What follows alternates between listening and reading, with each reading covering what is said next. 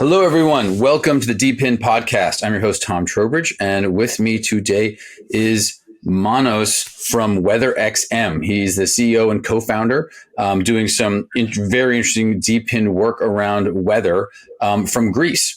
So definitely the first guest, first project we had founded in Greece and operating in Greece. So excited about that. Manos, welcome. Let's dive right in. Tell us about WeatherXM. Hi, Tom. Thank you for having me. So WeatherXM is a community-powered project. We're trying to create a global weather station network and fill the gaps especially in places that there's not enough weather data. And we try to build improved weather forecasts using this data, monetize on this data, and contribute back basically to the weather station owners who deployed the stations, maintained the stations, and created the network in the first place. Super interesting. So tell us a little bit more about how that works. What's a weather station? How do you deploy it? What are the details of that? So weather stations are all these things around me. This is one of our products. So this is a compact, all-in-one, cost-efficient, mechanical-based weather station. So it has the ability to measure wind speed, wind direction, precipitation, and temperature, humidity, pressure, solar radiation. And it has a small solar panel and takes AA batteries, so it can survive for a long period of time outside without needing any power, additional power. So they usually last for 1 or 2 years with just a battery pack. And this particular one is connected to the Helium network, actually. So it's a LoRaWAN device. And but we have a Wi-Fi version and a 4G, and we're working on other types of communications as well. So the goal here is to be able to deploy a weather station anywhere in the world very easily. The person who deploys it doesn't have to be a trained engineer. It can be anyone just following our instructions. And that's the devices that collect weather data already. Obviously, the government is using more expensive devices. We're focused on the most cost-efficient ones we could get that produce decent quality data that are usable in meteorology and that are usable from companies that need weather data. So many questions here. So how dense a network of these do you think you need? And are there geographies you're focused on versus others? I don't think most people here may not sort of look at the weather on your phone and you look at it outside, and that's about the spread of the data I guess most people are accustomed to getting. Yeah. So fair questions. So a lot to unpack, though. So I'll try to summarize as much as I can, so to not consume all the time here about meteorology. So if you look at the map of where weather stations exist, and usually those weather stations are deployed from national meteorological organizations of Western or rich countries that can afford that kind of weather infrastructure, you see a lot of ground stations in the US and Europe, basically. And those are the two countries continents actually, that share the weather data between themselves and with the rest of the world. Because there are a lot of countries that don't have weather infrastructure or don't have dense enough weather infrastructure, and some others that they don't share their data because they treat them as government-owned military information. So the result is that we don't have enough weather data to improve the forecast as much as we could. And how does this relate? So weather forecasting is a simulation of Earth's atmosphere. I mean, at least the traditional one. And so it's a model that is built and tuned on historical data, and it's been executed every couple of hours by huge supercomputers that large organizations own, like NOAA in the US. And those models, they need the initial conditions to start, basically. So initial conditions come from ground stations, from airplanes, from weather balloons, and from satellite data. But its type of data has a different advantage and disadvantage. So ground station data are very much needed in all of the cases, and it's actually used to calibrate all the other as well. So the more ground stations we have, the more accurate the weather forecast will be. And today, the state of the industry is, depending on who you're asking, is not good enough, let's say. So if you want to know the weather in any place on Earth right now, it's very difficult to know that, because if you're in a city, there's probably a lot of ground stations, weather stations around you, and if you open your mobile phone, it will give you the information coming from the nearest one, which and that app, by the way, is using a service from a private company. That private company is using the data from the government. So it seems like it's working more or less. But if you go in the middle of nowhere, if you go to a forest, if you go to a developing nation, you go to Latin America, Africa, or even Greece, or not so rich European countries, the data you see is like very, very off, because you're seeing the nearest weather station data that could be like 100 kilometers or more away.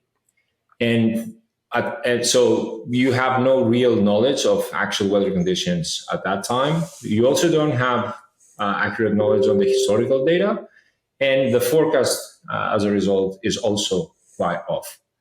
And this is made obvious if you try to get the forecast from different providers for any location. Even if you're in a city that has a very dense network, like New York.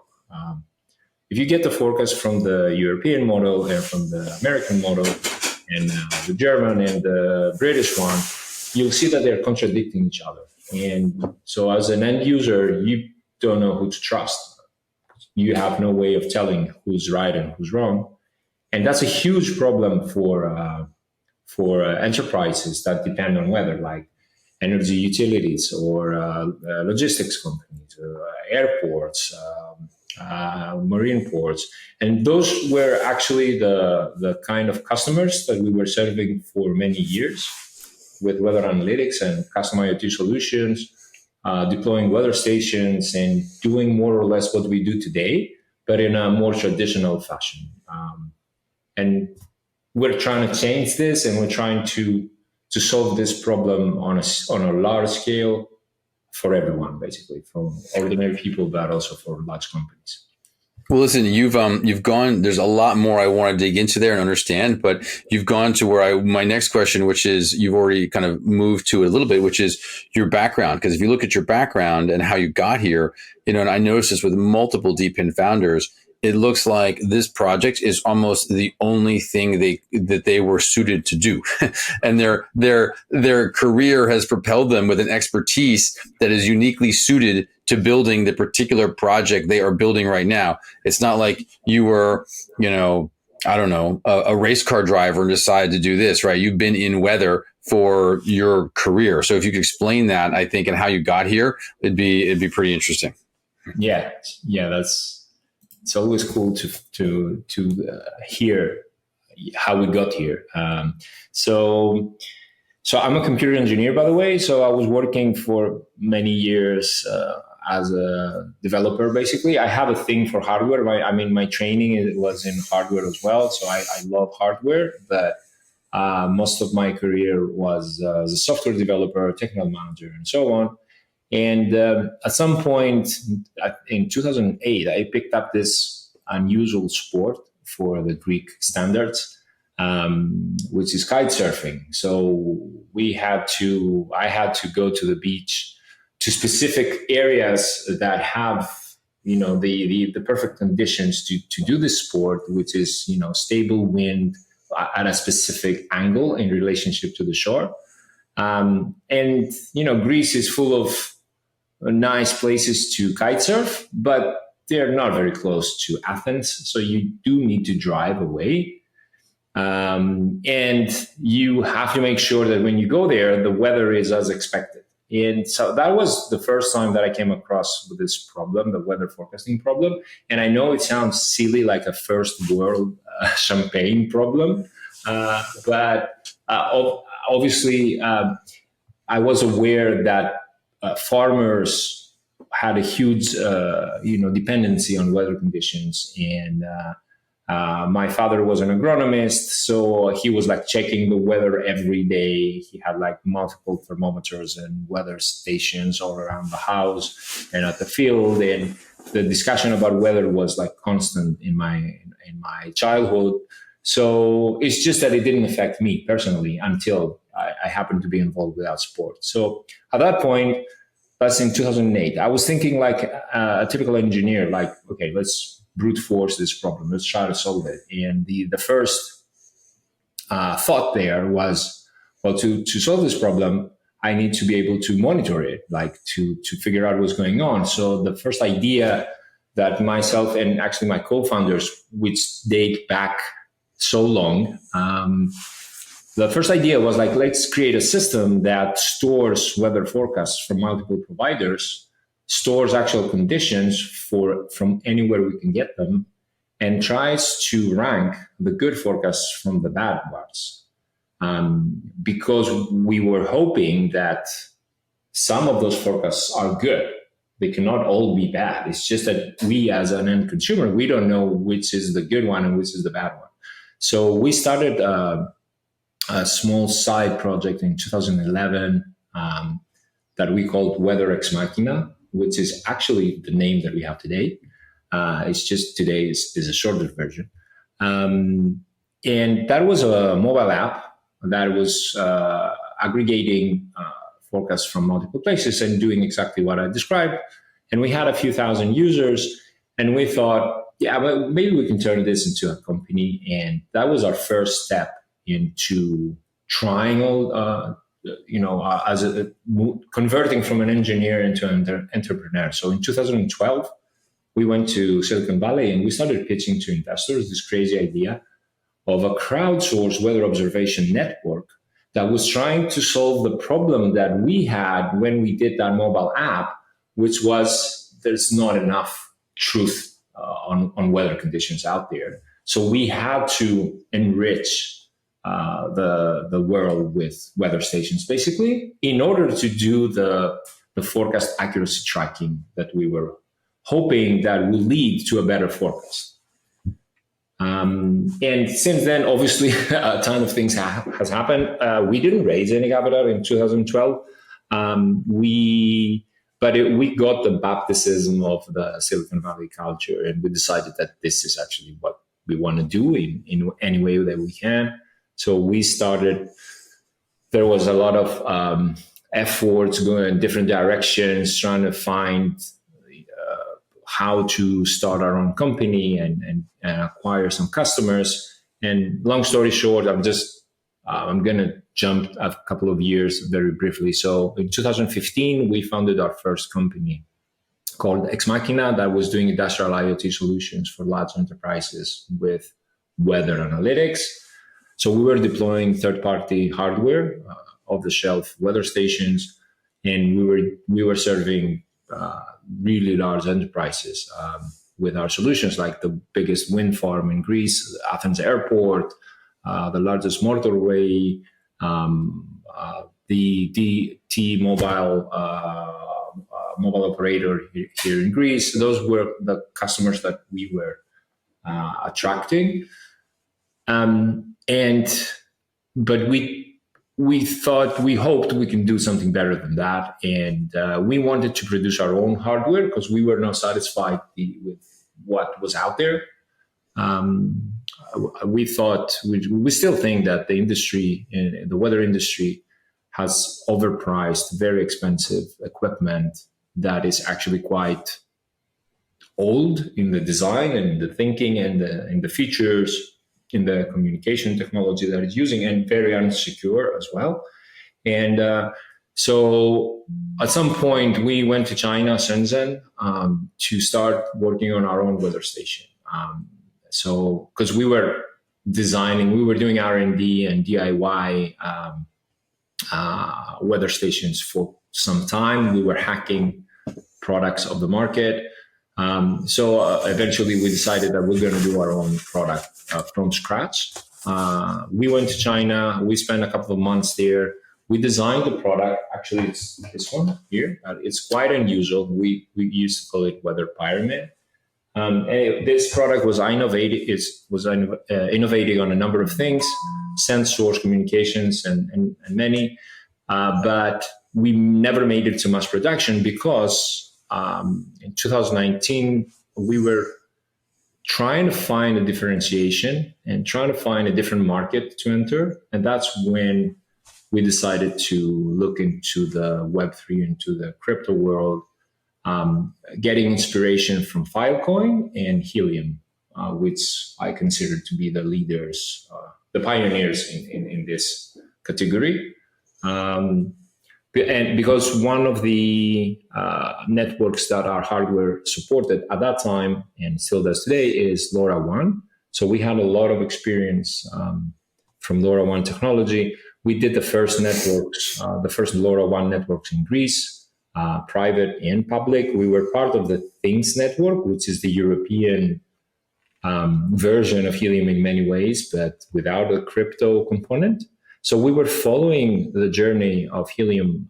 We knew the company before it did the crypto pivot, when they were a system integrator similar to us.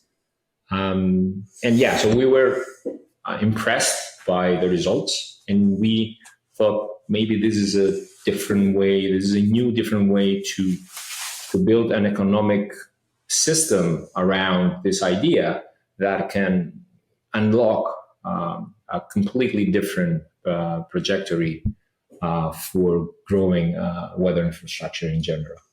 I mean, what you're saying, I think, is that you've been working on this for a while, and it's the combination of your expertise and the maturity of both the hardware that you've designed and the as well as software combined with the crypto economic system. You kind of have to have all those things work together. As you mentioned, 2012, this doesn't work. Even in 2016, it's not mature enough, right? So you have to fast forward. Even 19 is just sort of getting started. So this is sort of the culmination of the vision, the hardware design, manufacturing, as well as the software platform, and then the crypto economics, which probably underpins all this. And that's actually where I'd like to go now. Can you talk about the actual mechanics? What do they cost? Who buys them? How's the reward mechanism work? Like, what's the economic design that makes this all function and drives the incentives of the network? Yeah. So the design started, we've iterated quite a lot on this. We originally started with something simple, similar to what Helium had at the beginning. And so we had burden mint equilibrium. But at the same time, we wanted to be as legally compliant and tax compliant as possible, because we think that to help the adoption of the project, we have to try to be as friendly to governments as possible. And the reason I mentioned this is because the design that we have today, we hope is a balance, a golden balance between what we could have done to fuel the growth of the network, but not being able to support it from a legal side of things. Let me rephrase this. So we think is the right mix, basically, of risk and legal compliance, and in order for the project to be adopted to the maximum extent. So what we have today is we have two separate entities. We have the company and the network. They both have a legal wrapper. So the company is an AG, and actually based in Switzerland. And the entity is an association also based in Switzerland. We chose Switzerland because that was the most mature crypto legislation environment we could find. So what we are doing in our project actually can be described to the tax authorities, and they can understand this. So the idea is that the data belong to the network. This data is made available immediately to everyone in the world. So if you go to our website, to the Explorer actually of the network, you can see live weather data from all the stations, more than 5,000 stations from all around the world, more than 80 countries. And you can actually download this data from Filecoin. So we're archiving the data in Filecoin on a daily basis. So you can steal all the data of the network immediately if you want. But we have a dual license approach, which means that if you commercialize on this data, you have to pay someone at some point something. And we have two ways to sell data, basically. But hold on, before you get to sell data, how much does a device cost and what's the reward for getting it? We got to get straight to the unit economics here. So the device that we sell today, they are $400, the Wi-Fi and the helium one. And we have a little bit more expensive devices. The 4G is at $900, and we have some other devices that will follow that will be in that range. The return on investment is not clear because the rewards are in our native token, WXM token, which doesn't have a price. So for 2 years now, we've been on a testnet, so the token does not have a price. We recently switched, well, depending on when this podcast airs, we probably have switched to mainnet at this point. But still, I mean, the price of the token is not in our control. Right, but but then how are rewards determined? Is it a fixed number? Does it decline? Does the community set it? Like, how do you determine the rewards? So we have linear inflation for 10 years, and 55% of our total tokens. So we have a max supply of 100 million tokens. So 55 million tokens, 55% of the tokens go to the community as rewards. And there's a small percentage, 3%, that is the beta rewards, something like an airdrop, but it's not a traditional airdrop for the first 2 years that we were on testnet. So the remaining 52 million essentially is spread linearly for a period of 10 years. So every day we emit 14-something thousand tokens that are distributed across all the weather stations of the network.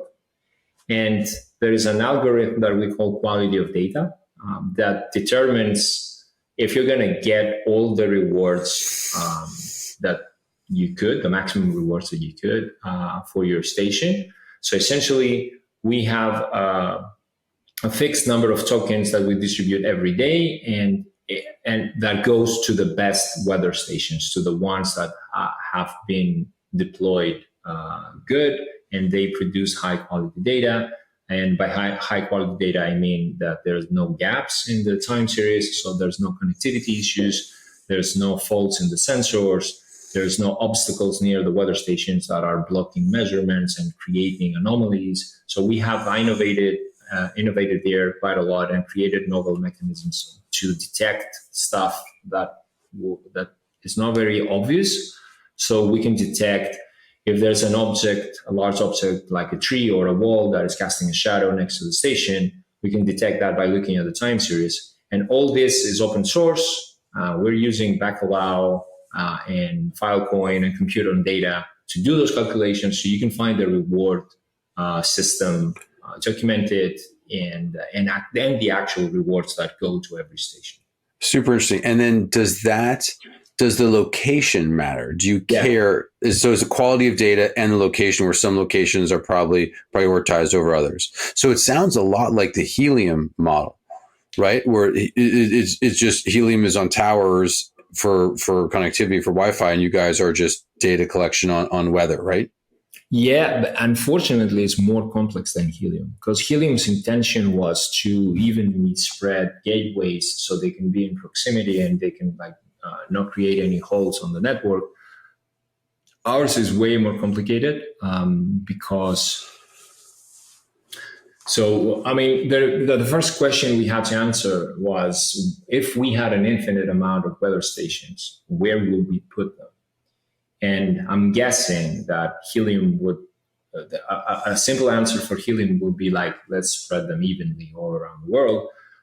In our case, it makes no sense to spread them evenly because there are some places that are better representation of Earth's atmosphere based on their land use and the height and a number of different factors.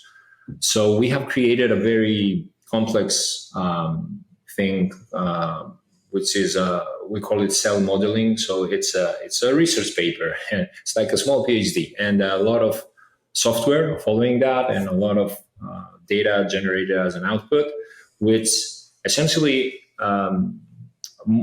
creates a couple of layers of where weather stations should be placed all around the world. And so we have some very detailed and strong opinion where stations should go at any point on Earth in order to maximize the meteorological value of the data being generated. However, that whole thing is not being used in our reward mechanisms today.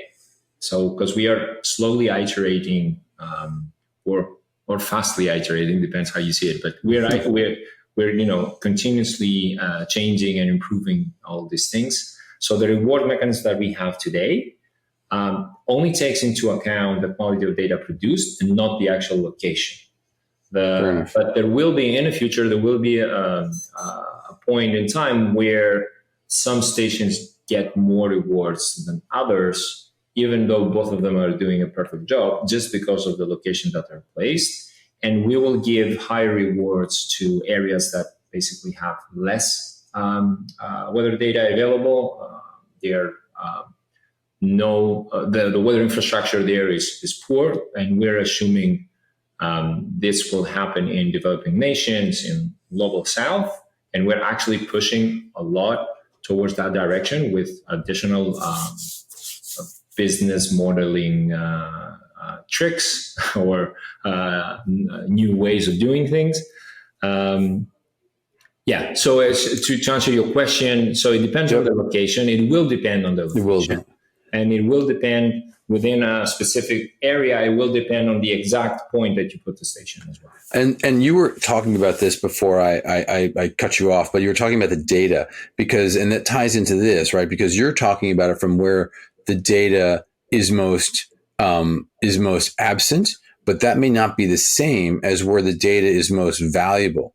And so how do you think about, I was talking to Spexy recently, they have customer demand. A customer can come to them and be like, I want you guys to drone map this area. So they have a customer right away. They can get it, depending on where it is, they get it mapped in, a day versus, a month for a satellite to fly over or a couple of weeks for a plane. And so that is, then you debate how centralized versus not is that, right? Is it open source data and not, right? So how do you guys think about the customer demand versus the global need for data in different places? And how does that tie into the data value of what's being created? So the way we think this, so we would love to have such a dynamic system as Spexy has. And actually in one of our logos, we actually say WeatherXM, weather on demand. And this is exactly what we had in mind. Actually, we see a future where data could be generated ad hoc in a number of days when a customer wants and is willing to pay for them.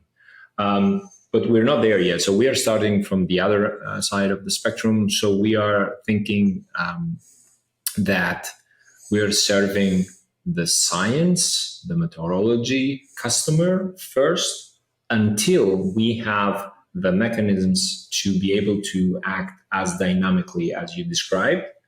And those mechanisms that we have actually in the pipeline are going to be something like a way for customers to signal where they want more data to be generated by prepaying for this data and staking.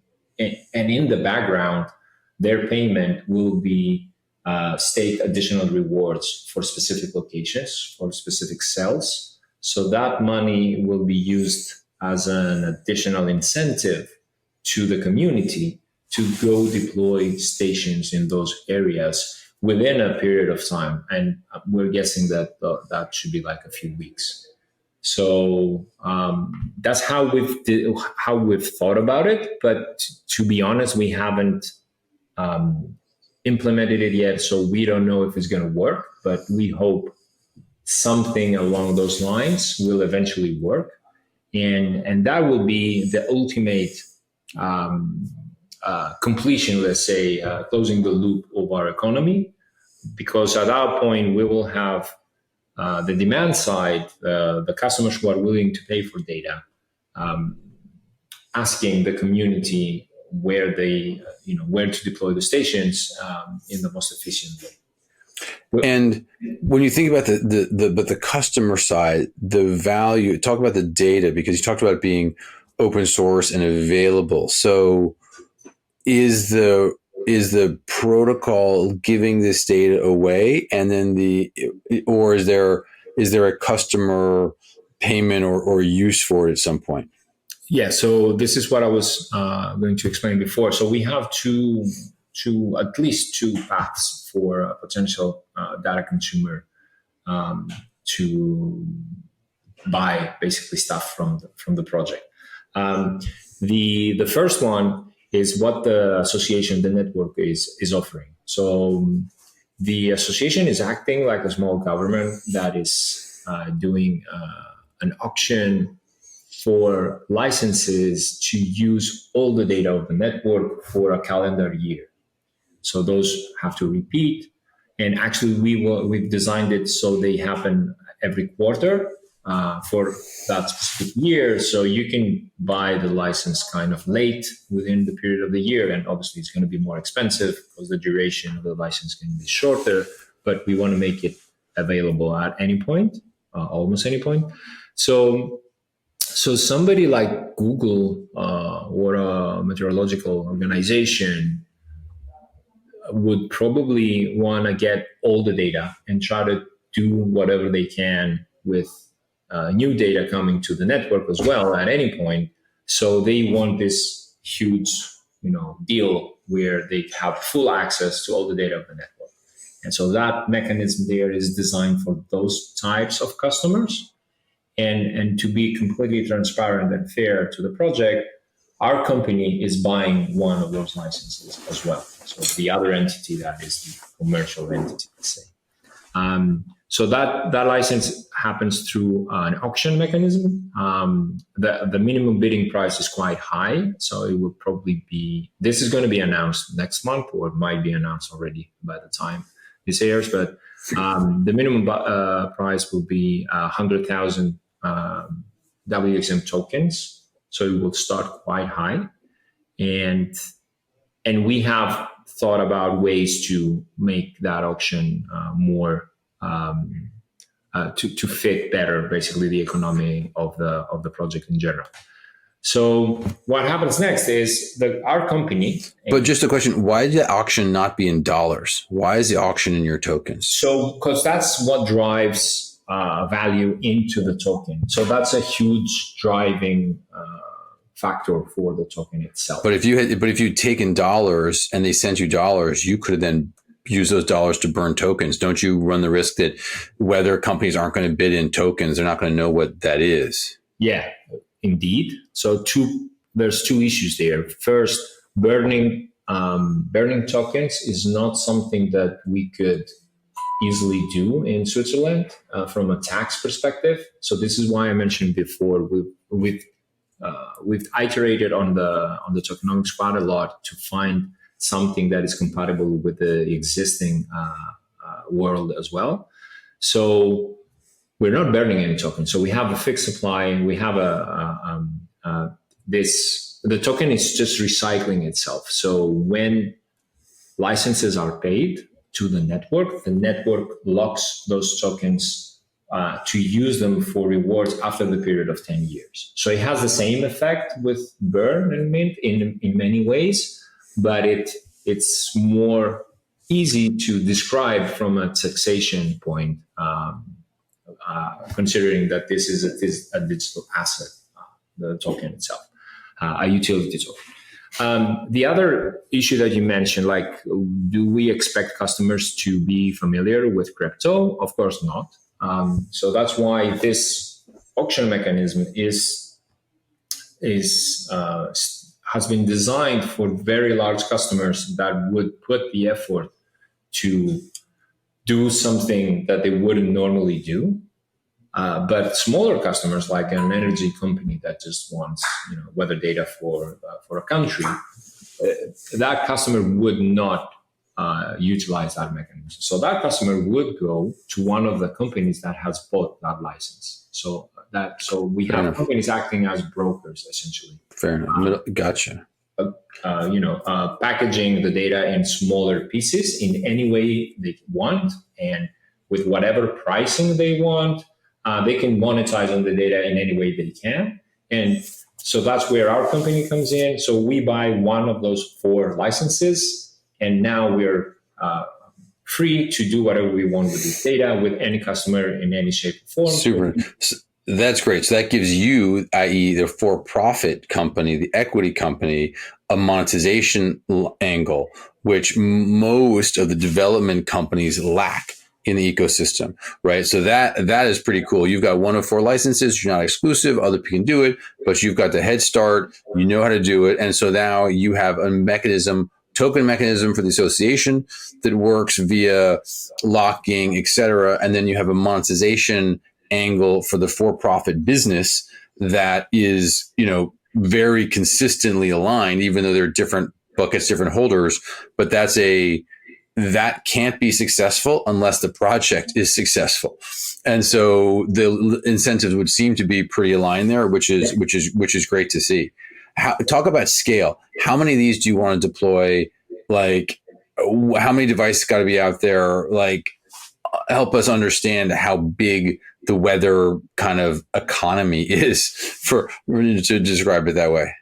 So right now we have 5,000 units, but we actually shipped 7, more than 7. So there is a lag between delivering stations and having the stations being deployed, because it's actually it's a relatively easy task, but it requires some effort. It's similar to setting up a helium gateway, and it's actually easier because you don't have to use any cables or to provide power. Because the devices are energy autonomous. But so our goal for the next phase that we're just entering is to 10x the network, basically. So to make it 50,000 stations worldwide. But to answer the question from a different angle, how many stations would we need to have like a perfect meteorological network that can do the best possible in terms of forecast accuracy, and basically to saturate Earth with weather data?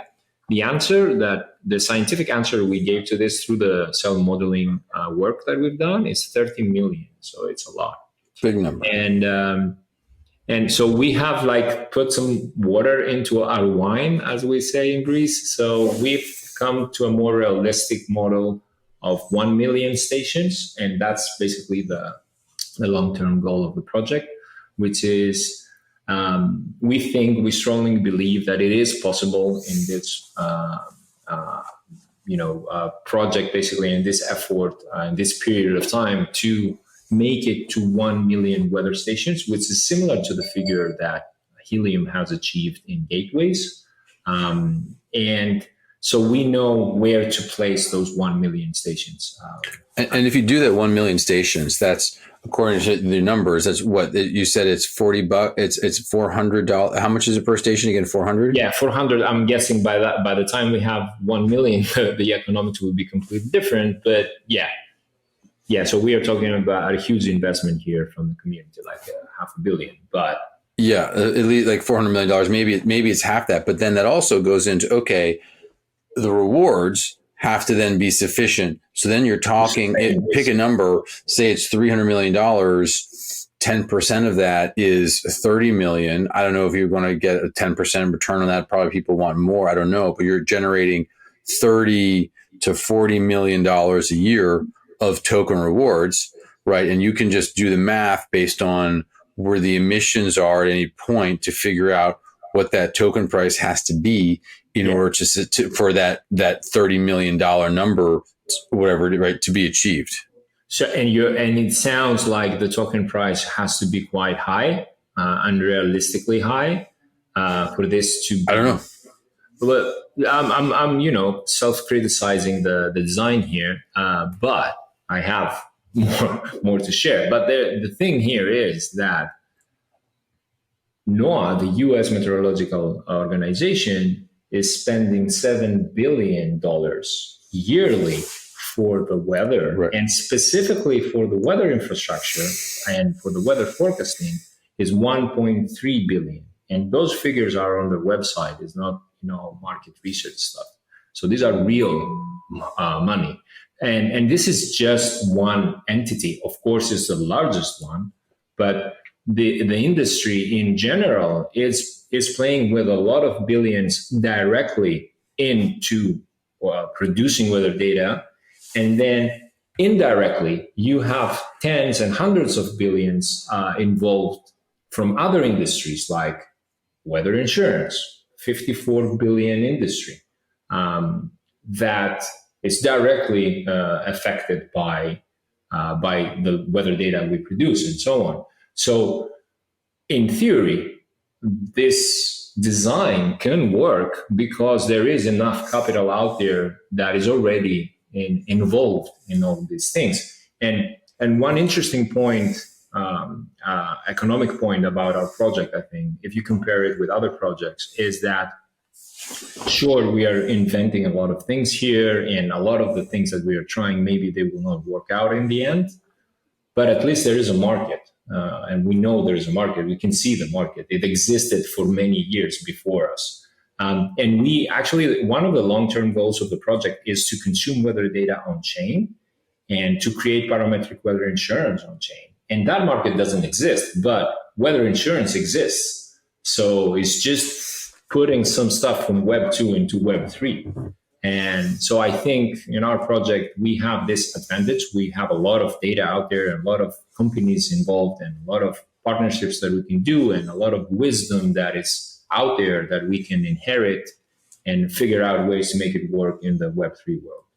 Yeah, I mean, listen, it sounds like you can create a more local, micro, better, and also larger weather system for almost no CapEx. Right. And so that is a pretty compelling element. And there is already, as you said, billions of dollars of demand for weather data. And so it's just a question of getting that demand introduced to your, what is probably lower cost, higher quality, more immediate data for, where it's needed. And that is, that is a pretty, that's a pretty compelling proposition. You mentioned insurance. That's massive. There's probably crop components to it, like agricultural has got to be big. There's, as you mentioned, transportation, massive. There's probably all kinds of things I'm not even thinking of, which is super interesting. And I had not thought about this from this perspective before, which is super, super interesting. Any other projects out there? You've mentioned obviously that your, Filecoin and Helium were kind of two kind of core projects. Sounds like you're pretty integrated in the Filecoin ecosystem, as are we. Protocol Labs is investor in Fluence. We know them all well. And I personally have followed helium very closely for a while. I have a whole bunch of helium miners, have deployed those, so I'm very familiar with the ecosystem. Any other projects that you pay attention to or like in the sector? I think Demo and Hive Mapper are doing a good job. Yep, great ones. Yeah, so I mean, there are a lot of projects in the DePIN space that are trying to work on this same concept. Like, let's take something that already happens in the Web2 world and try to put it on crypto rails. And I'm very bullish on this. I think in many cases it will work. I mean, obviously there will be projects that will suffer because something went wrong, and that might happen in our case as well. But I think in general the idea is it goes back to the original thinking of why we created all this technology in the first place, like blockchain in general, Bitcoin or Ethereum. I think the thinking behind those OGs is very well aligned with what is happening to the DePIN world, and not so much what is happening with meme coins and other stuff that we kind of sidetracked. It's a different thing. Yeah, and so on the Bitcoin front, last question: where do you see Bitcoin end of the year? You got to put a prediction down somewhere, higher, lower, how high? What do you think? So Chris Burniski actually was our lead investor in the seed round 2 years ago. We actually just closed a new funding round now. So congratulations. And new round, I think it will be announced by the time we air this. So it's Lightspeed Faction that is leading the round. Awesome. New one. So I tend to agree with our investors on the trajectory of things, because they're spending more effort looking into this than what I am. So I think Chris is very bullish on Bitcoin, and I remember reading a recent post of him. I hope I'm not quoting it wrong, but he was looking at 10 trillion market size and 100 trillion market size on the next cycle. So, well, 10 would get you to where gold is. So that would be a big, nice outcome. We will see. Manos, how do people follow you? How do they pay attention? Where do we find Manos? Where do we find WeatherXM? So, where do you want to direct people to? So we're quite active in our Twitter accounts, obviously, and in Discord. So we have more than 10,000 people in Discord, and that's the easiest place to engage with all of the team, basically. But people can find a lot of information about the project in Twitter and YouTube. We have tons of videos in YouTube explaining. And just WeatherXM on YouTube, WeatherXM. It's weatherxm.com, and you can find the rest there, but it's WeatherXM on Twitter, WeatherXM Awesome. Yeah, in general. Fantastic. Well, listen, thank you for being here and teaching us about weather. I think there's a lot more we need to get into on the weather side. I think we just sort of scratched the surface of this industry. So I think we're going to have you back on and learn a lot more about where we need to learn more about weather and about all the different use cases. But thanks for the introduction to it and to the project. So thanks again for being on, Manos.